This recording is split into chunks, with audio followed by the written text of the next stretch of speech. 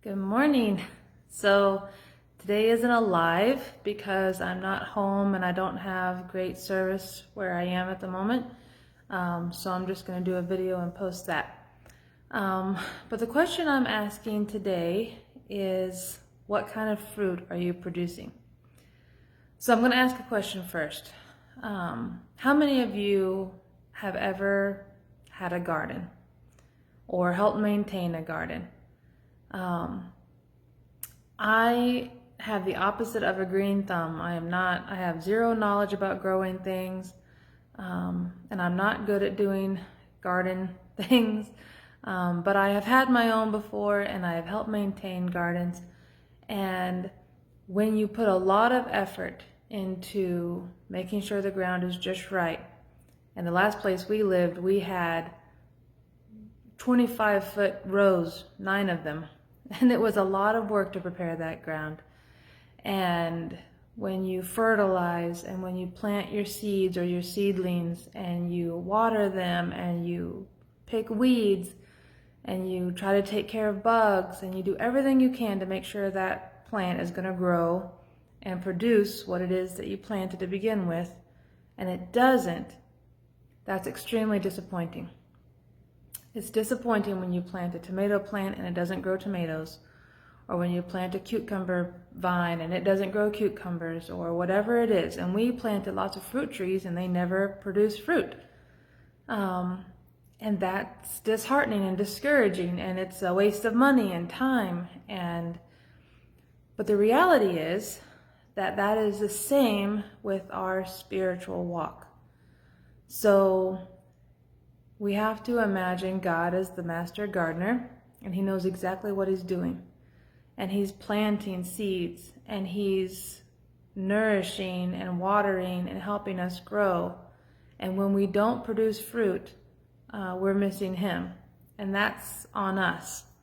The Bible says in Galatians 5:22 and 23, "But the fruit of the Spirit is love, joy, peace, longsuffering, gentleness, goodness, faith, meekness, temperance.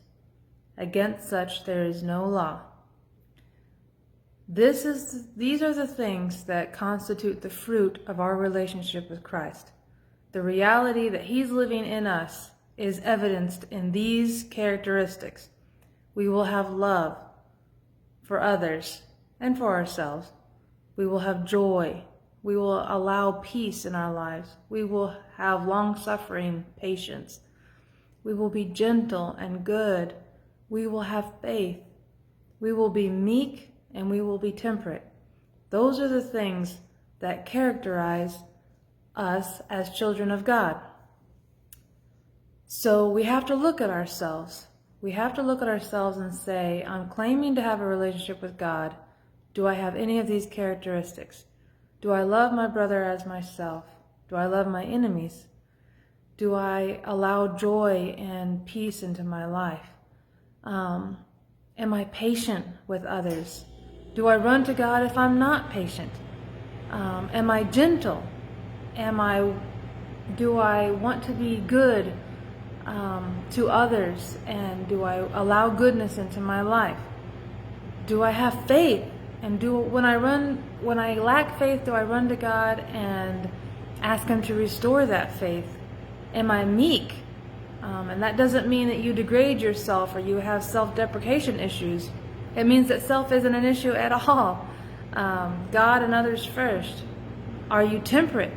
Do you do all things in moderation? Do you only take what you need and not more than you can ever handle? There are characteristics of a relationship with Christ, and the problem with many professed Christians is that they don't have any of these characteristics. But because they go to church, or because they're active, or because they do some good thing, we automatically assume that they have an abiding relationship with Christ. But we have to search our own souls.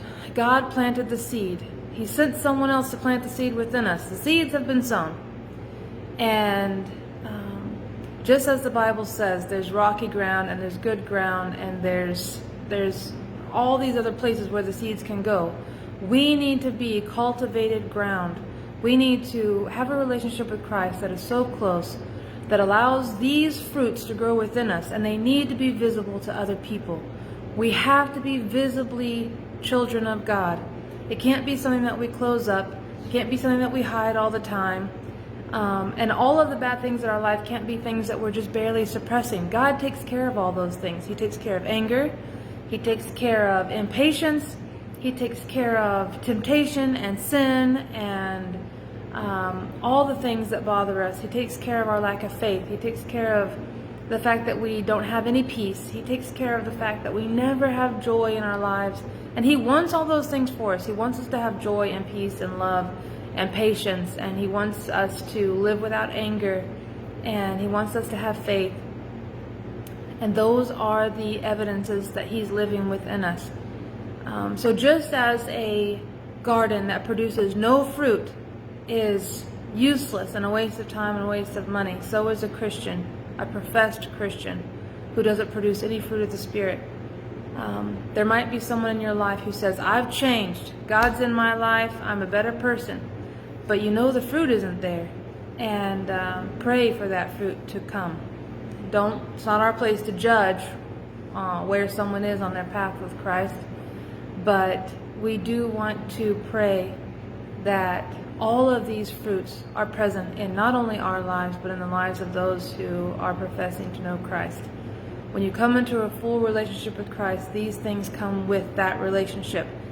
It's not necessarily that it's automatic, but it's a byproduct of that relationship. And sometimes it takes longer for the joy to come or longer for the peace to come. And that's because we're not allowing it. We're not used to it. I never knew what living without anger was like until I fell in love with God. And now I never want to go back there. I don't want to feel anger. I don't want to feel impatience. I don't want to feel restlessness because I know what that life is like, and I don't want to go back there. So just remember that there are fruits that are a result of our relationship with Christ.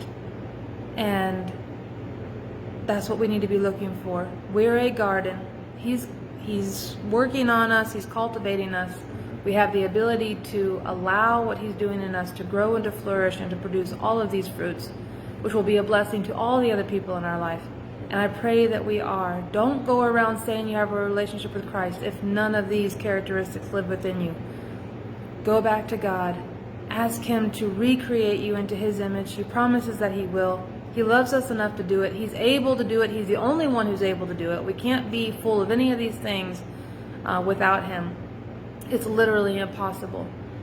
But with Him, all things are possible. And I pray today that we are producing the fruit of the Spirit because He's living in us and because all good things come from Him. And we want to be a blessing to others, and we want to love others, and we want to grow fruit. So I'm asking today that you go and you be fruit bearers for Christ. And if you're struggling there, go to Him as well, because He can fix that. He knows what to prune. He knows what to nourish. He knows how to help us grow. And pray for those who are claiming to have a relationship with Christ but are not showing any of the fruit. Don't judge them. You don't know where they are in their walk with Christ. You don't know what God's doing in their life. But pray for them, and pray for me, and I'm praying for you, because we need to be bearing fruit for the kingdom of Christ. Have a wonderful day.